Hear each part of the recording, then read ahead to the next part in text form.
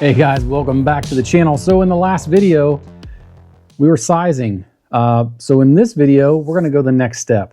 And again, how you process or what steps you do are completely up to you. I'm just presenting a method. I've done it different ways. I've done it several ways on this channel. Heck, it just depends on what mood you're in. But the mood I'm in, we're gonna do some priming today.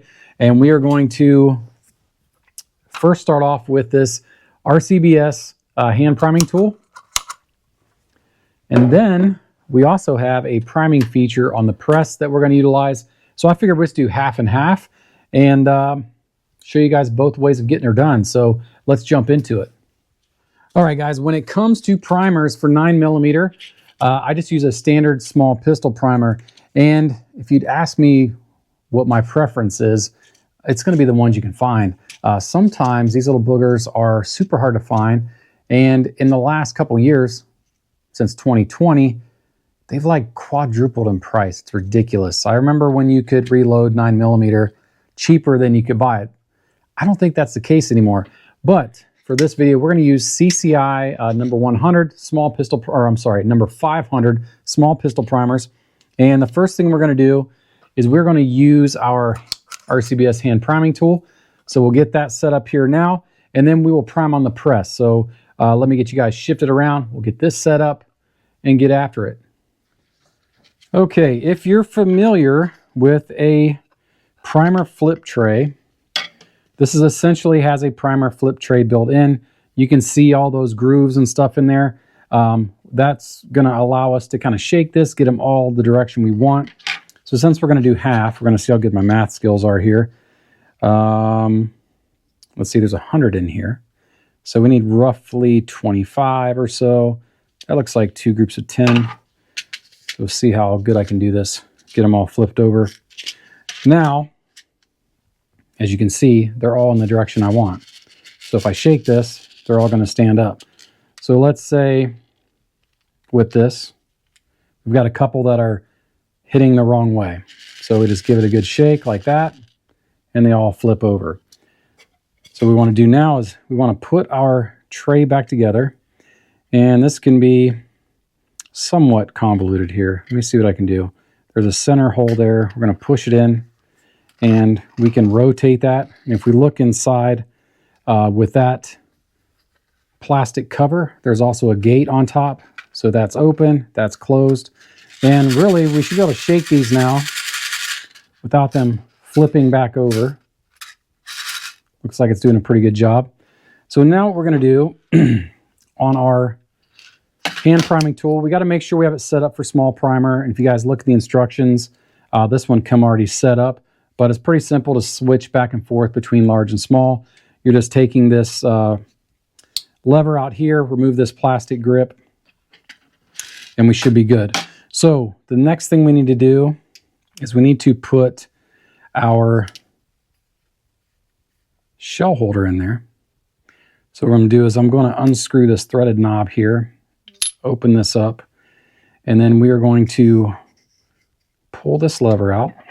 I'm going to grab, let me grab a shell holder over here. I'm going to grab a different one that come in the Lee kit, since we are going to also prime on the press today.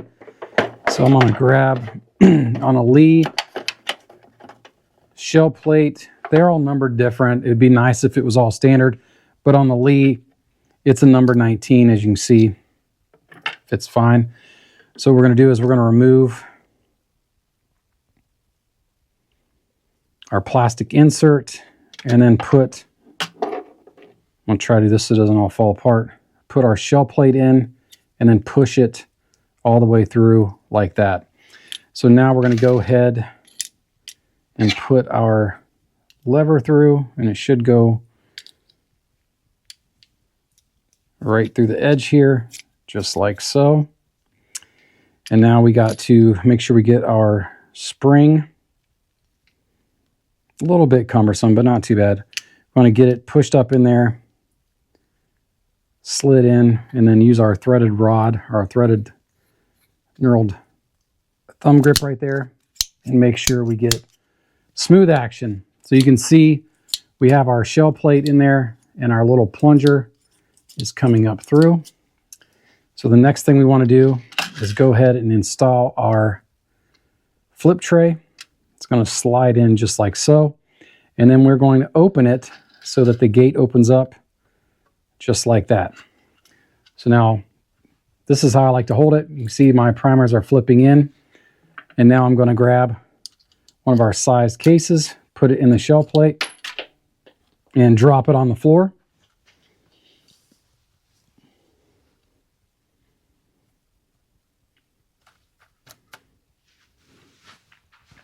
Okay. It happens when we're loading. So now that we got our case off the floor, you can look, we have a primer fell on the inside there.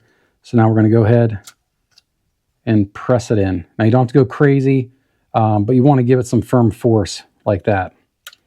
And I can see everything sits flush. Sub-flush is what you're looking for.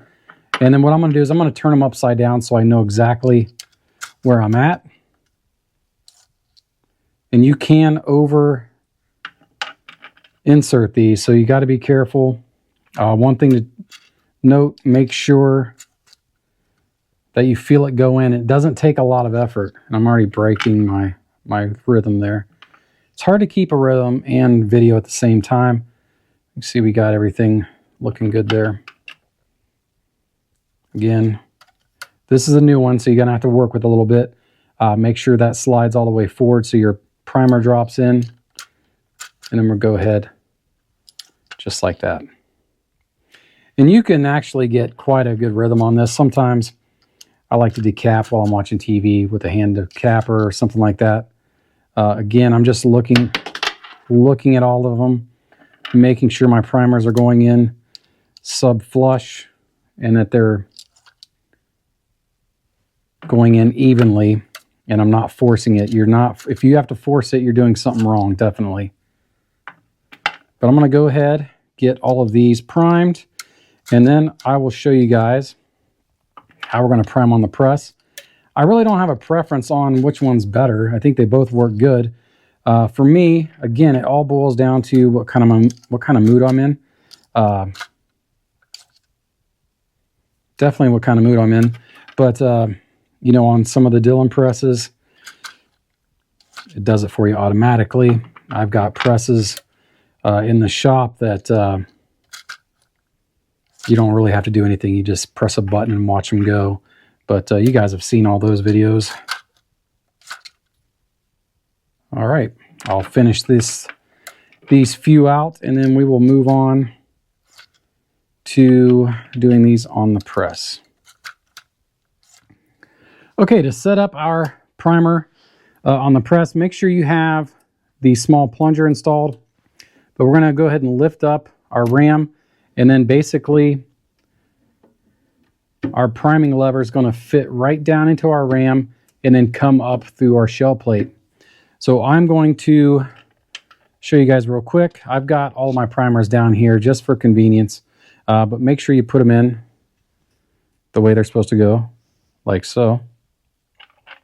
And then we're going to basically lift up on the hammer, or not the hammer, the press, and then give it a good firm push, just like that. Make sure our primers are sub-flush. You can see that's another way to do it. So let me just run through these. I'm going to move this camera around a little bit. It's kind of cumbersome where it's sitting. And then we'll just run through some of these and show you.